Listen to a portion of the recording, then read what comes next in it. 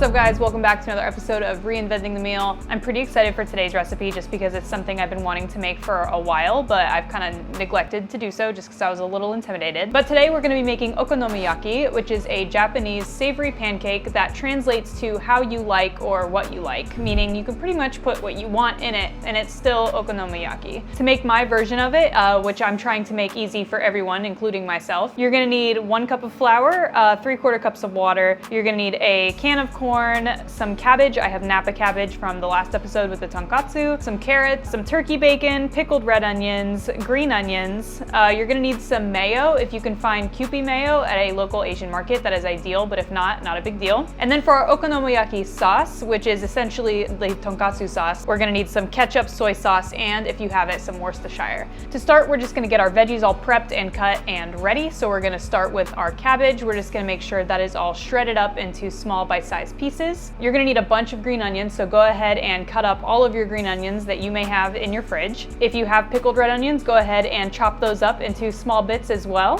My carrots are already shredded because I bought them shredded in a bag because I'm a lazy sack of shit. And then your corn, which you're just gonna drain. I'm not gonna show you how to drain and open a can of corn.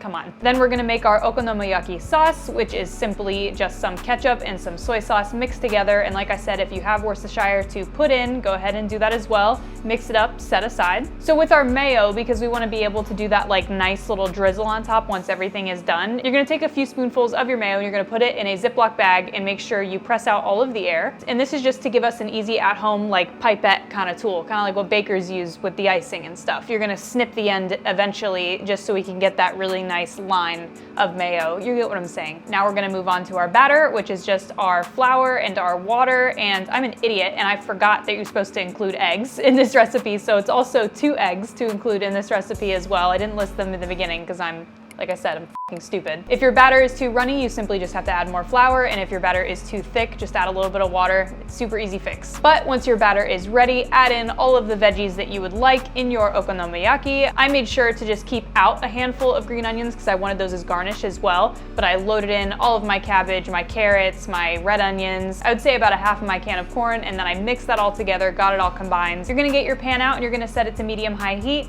and you are basically gonna fill the large bottom of your pan with your okonomiyaki batter veggie mixture so it covers the entire bottom. It's gonna be a really big pancake, as you can see. While the bottom of your okonomiyaki cooks, you're gonna layer on some of your bacon, whether it's real bacon or turkey bacon, and you're gonna put that on the top. You're gonna let that cook for a few minutes on the bottom side, and then you're gonna have to flip it, which is kind of a pain in the butt because it's so big. I thought I was gonna have to use the plate and pan method, you know, to like flip it over, but thankfully I was able to just put it on the plate and actually just carry it over and flip it onto the other side. Still nerve-wracking nonetheless because I thought it was gonna break, and if I had to refilm this entire thing, I was gonna be fucking pissed. But once that other side with the turkey bacon is fully cooked, which should take literally like a few minutes, maybe like 4 or 5 minutes, you're just gonna take it out, flip it back to the other side where the bacon is displaying up top. You're gonna add a super generous layer of your okonomiyaki sauce. I actually ended up using all of mine that I had made, but I'm not mad at it. Go ahead and drizzle on your mayo with our pipette tactic that we did with our Ziploc bag.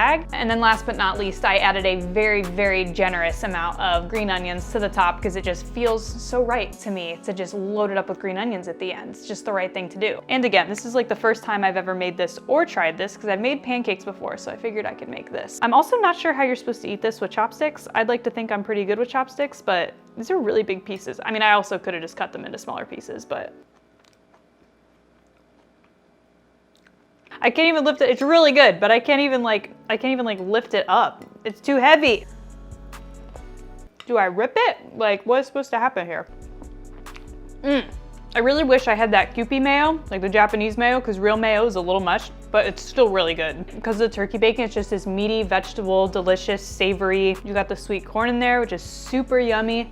I wanna make this again, but I wanna make it with like pork belly because I think that would taste way better than turkey bacon, but it's still really yum. Other than that, this is really filling. There's literally no way I'm gonna be able to finish this. I'm holding the plate and my arm is getting tired. Anyways, that is it for today's episode. Hope you guys enjoyed, and it looks like I will be seeing you for season 3.